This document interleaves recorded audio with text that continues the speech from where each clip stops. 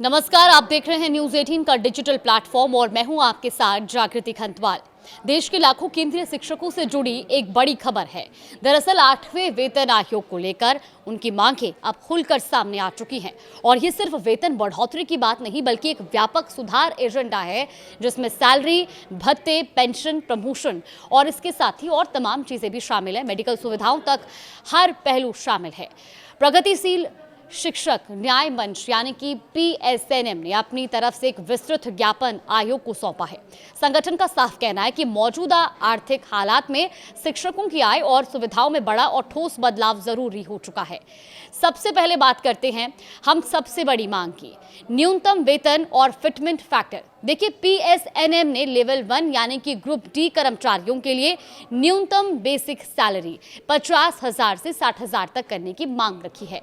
वही entry level शिक्षक जो कि लेवल 6 में आते हैं उनके लिए न्यूनतम वेतन 1,34,500 प्रस्तावित किया गया है। इसके साथ ही फिटमेंट फैक्टर को मौजूदा 2.62 से बढ़ाकर 3.83 करने की मांग की गई है और अगर ये मांगे मानी जाती हैं तो कर्मचारियों की सैलरी में बड़ा उछाल देखने को मिल सकता है। अब बात करते हैं महंगाई भत्ते यानी कि DA की।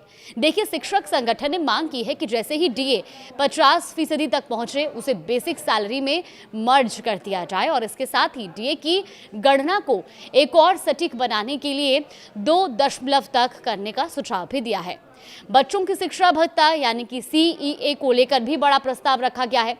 अभी जहां ये भत्ता करीब 2,800 रुपए प्रति माह प्रति बच्चा है, उसे बढ़ाकर 7,000 करने की मांग की गई, यानी कि लगभग 2.5 गुना बढ़ोतरी का प्रस्ताव। अब आते हैं HRA और ट्रांसपोर्ट अलाउंस पर।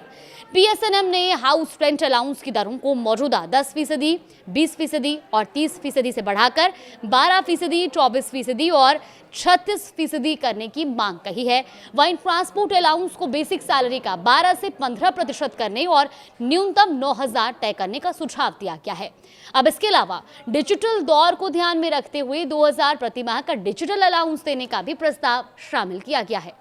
दरअसल अगर हम सुविधाओं की बात करें तो संगठन ने सालाना 14 कैजुअल लीव, 30 अर्नड लीव और इसके अलावा 20 मेडिकल लीव की मांग रखी है। रिटायरमेंट के समय अर्नड लीव को एनकैशमेंट को 300 दिन के भीतर बढ़ाकर 400 दिन करने का प्रस्ताव भी दिया गया है और बोनस को लेकर की भी बड़ी मांग सामने आई है। दरअसल वर्तमान में जहां न्यूनतम बोनस 6,908 है, अब उसे बढ़ाकर 27,640 करने की मांग की गई है। मेडिकल सुविधाओं को लेकर भी संगठन ने बड़ा सुझाव दिया है। दरअसल शिक्षकों के लिए 100% कैशलेस मेडिकल सुविधा लागू करने की मांग की गई है जिसमें OPD और IPD दोनों शामिल हों, यानी इलाज के दौरान जेब से खर्च की जरूरत ना पड़े। और अब आते हैं सबसे संवेदनशील मुद्दे में से एक, पेंशन।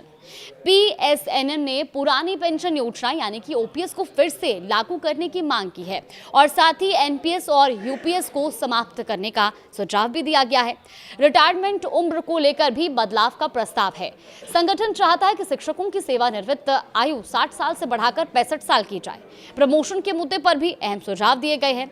MACP स्कीम में बदलाव कर 6, 12, 18 और 24 साल पर अपग्रेडेशन देने की मांग रखी गई है ताकि कर्मचारियों को समय पर करियर ग्रोथ मिल सके।